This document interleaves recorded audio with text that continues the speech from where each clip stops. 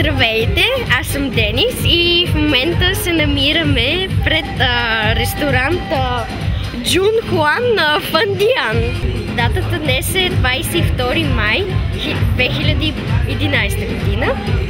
В момента е 3 без 10 часа. Вижте. И сме на бала на моето братче Джун Хуан Фандиан. Светло. Не малкото ми братче, голямото ми братче. Вътре е един голям купон, на който всички са се разгорещили, разтанцували. Направо много е хубаво.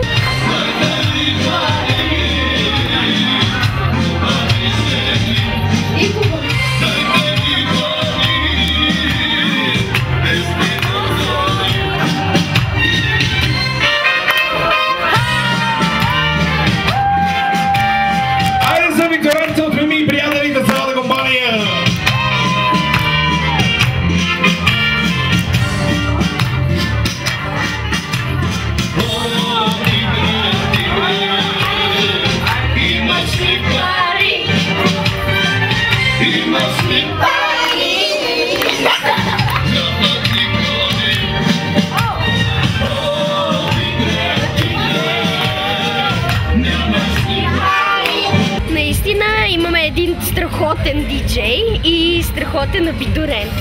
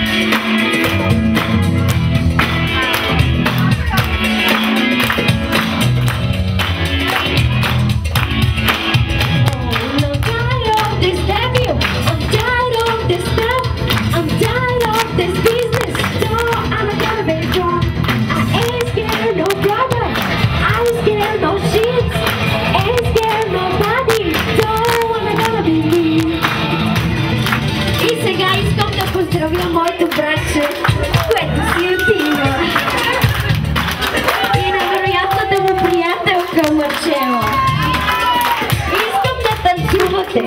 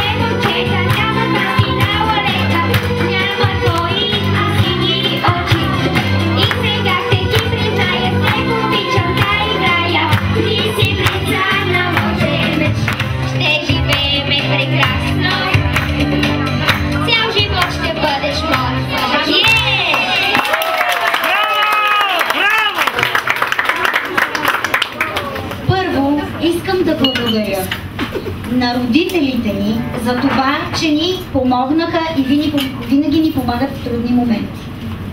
На всички роднини, благодаря ви, че ви има. На всички приятели, безкрайно съм щастлива и приветствам всички, които пропътуваха хиляди километри, за да дойдат на нашето тържество.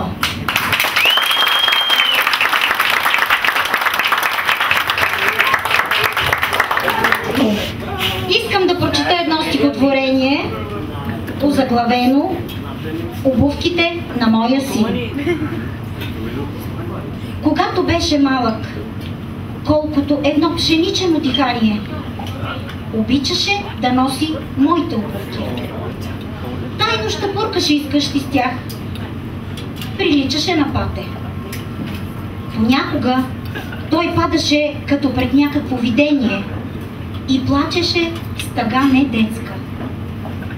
За жалост, никога не го попитах къде го водят моите обувки. А с други, за всякакви... Извинявам се, вълнувам се. Когато нашите крака се изравниха, за всякакви въпроси вече беше късно. Играеше той футбол с моите обувки, а с други ходеше по дискотеки, на тайни сборища и там, където обувките се носят, за да се събуят. Защо тъй бързо свърши тази ера? Какво си е въобразило времето? Живот, чии обувки носиш ти? Расте човечеството. Не духовно, расте на ръст и на безброй. Вратата се отваря и пред мене състава моя син, висок и тъжен. В ръката си държи обувки модни. Виж, казва, нови са, но ми убиват. А ти ще можеш да ги доизносиш. И си отива моят син. Без отговори, без въпроси. Остава само кръстното страдание. Рисуват облаците нови мироздания. Обувам аз обувките на моя син непредпазливо и изведнъж, о Господи, Вселената започва да се свива. Убива ме Вселената. Аз падам в миналото. Ставам малък. Щапуркам като жалко смешно пате. Оболади отвъдни, смешни, златни. И всичко се завръща в къща от едно и също. Зад мен е вчера, а пред мен е утре. Търся момче, което вече не плаче. И ще го попитам: абе, ти какво видя тогава? Защо заплака? Какво ти стана? Оттам ли взе тези обувки, тези капани? Вървя. Продължава пътя жесток, за да намеря продължението на човека. Ако е рекал Бог, а Бог е рекал. Моята майка, която е много хубава, много организира всичко най-добро, за да е комфортна. Какво? Какво е говорим? Падна ти зъбчето! Да. Ето виждате, случи се едно нещо много хубаво. Падна на лорчето второто предно зъбче. Много хубаво, радваш ли се? Да! Ще ти порасне ново. Да. Добре. Да, имаш ли салфетка? Не, но трябва да изпия кръвта. Добре. Малко, маничко гадно, но...